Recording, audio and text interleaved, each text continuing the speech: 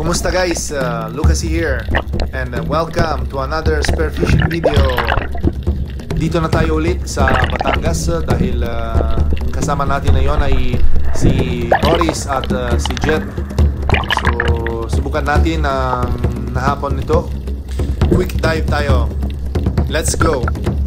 Hindi pa tayo darating sa spot namin at nakita namin ang dalawang pagi or eagle ray at seldom talaga ang nakita nito. Siguro na mating sila dahil sobrang bait at hindi natakot sa amin, kaya ito na ang unang isda sa hapon nito, pero bawal talaga nito na kunin, kaya for the eyes only. Let's watch.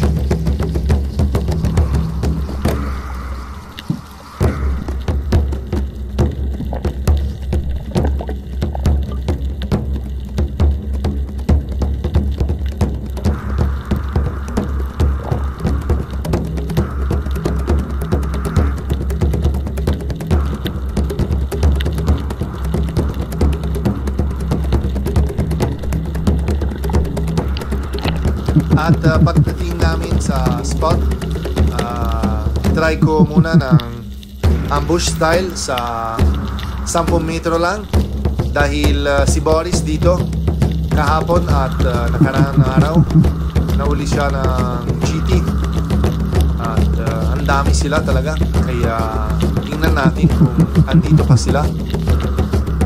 Wala masyado makita doon sa taas, kaya subukan natin sa medyo may lalim, nasa 15 to 16 meters.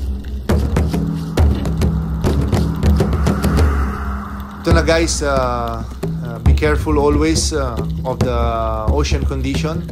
In this time we have we call it palba or almost absent currents, so it allows us to stay more relaxed and to give us more time underwater, and always consider the waves also on the surface. In this case waves are quite strong, but we are experienced divers, so if you are not, please consider to take some lessons from some master legendary Spiro like Tribo Mandaragat. Halimbawa si Boris, students niya, at yung kasama natin si Jet ay freediving instructor. At kung papansin nyo, ang dami ng bait na yon at parang panic sila dahil andun sa ilalim yung mga talakitok hunting. Siguro may kasama ng dugtut at tanige. At meron na tayo nakita agad 3 piraso ng tugso or long nose emperor, pero pass muna tayo dahil hindi na sila ng target namin sa araw nito. Pagkatapos ng pahinga mabuti dahil ang lakas ng alon sa taas at syempre kailangan talaga ng recovery breathing muna bago ng sisid ganitong kailalim. Ito ay nasa 16 to 18 meters at yun na tayo makita, ang dami sila ng mga bait at parang ipanik sila dahil sigurado may kasama ng GT or muslo. At ito yung behavior nila pag may darating ng malaking isda. Ibaba muna sila para itago sila sa mga bato, tapos kung wala na, itaas pa sila. Kaya hintay natin muna yung darating na GT at hindi na tayo mali, andun na siya. Kaso lang, siguro nahihiya ng laki ng tao na to. Ibaba ulit tayo sa mismong spot dahil alam natin na yon saan na siya natago. Kaya ambush muna tayo dito at tingnan natin anong nangyari.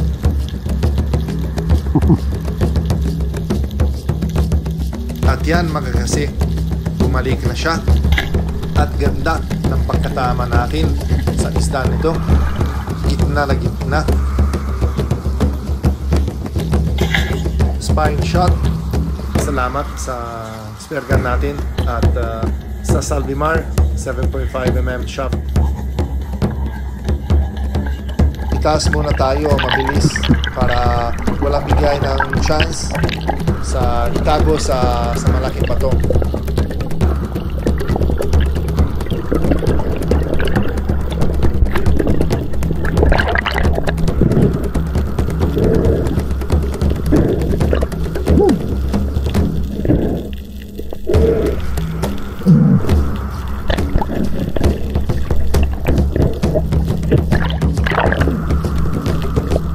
Quite important also, after you catch them, bleed them out straight away so you will preserve flesh. At pagkatapos na i-secure yung isla natin, si Boris, nahuli siya ng malaki ng tanige dito sa mababaw ng park. Grabe, ang laki ng tanige. Sana nakahuli kami din.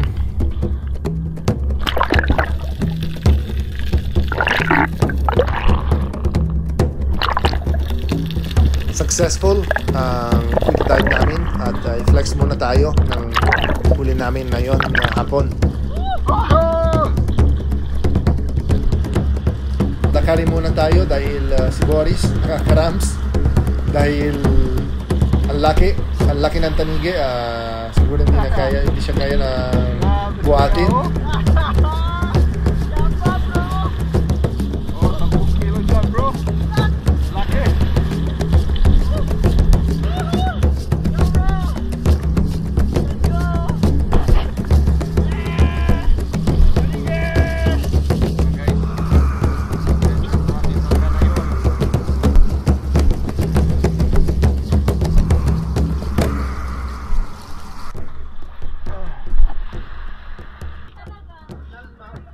Kita, oh. Laki ng tanigan, oh. Ito na guys, yung bata.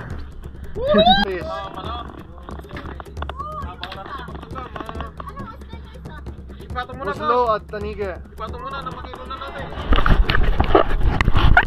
Alright guys, let's wait the taniga. Pinagtulungan na. Wow! Gitna. Oh, diba? 10. Sobra. Wow! Sobra 11 siguro. Oo. 10.5. Wow!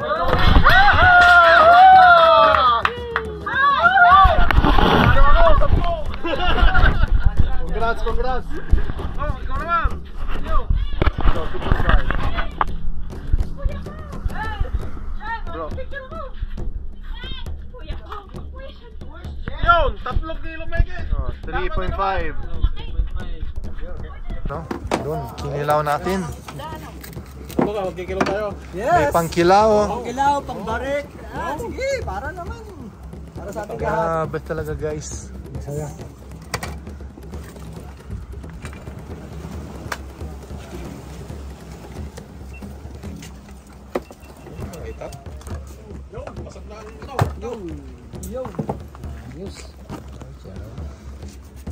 First class, oh.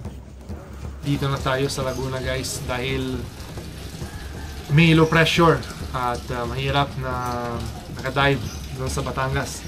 Simula tayo sa shoutout kay solid supporters natin: Bo Adventure, Rosalino Campo, Ronin Mansing, John Jungay TV, Renante Simbayon, Danilo Adalim, Rafi Spearfishing, Father and Son Fishing TV, Armal Longer TV, Boyer Faldorego, Sirio Timbal, Eric Jimenez, Caridong Cayano at Cayadong Family, Master Joseph Agdon, Noel Kenson Omayana, Bese Ise from Calatagan, Batangas, Mark Digolacion from Cagayan de Oro, El Diente Vlogs Adventure at happy birthday sa anak nyo, Gerardo Arcollero Villegas, Pain Expert, One Life History from Waray Province, Pancho Pantino, Renato De Soloc at The Soloc family. Last night, we had some kinilaw ng tanige with the Boris.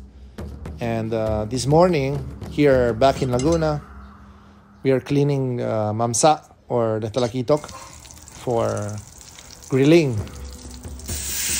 Our favorite part, eating the fish. I still enjoy eating talakitok, guys, especially if it's fresh.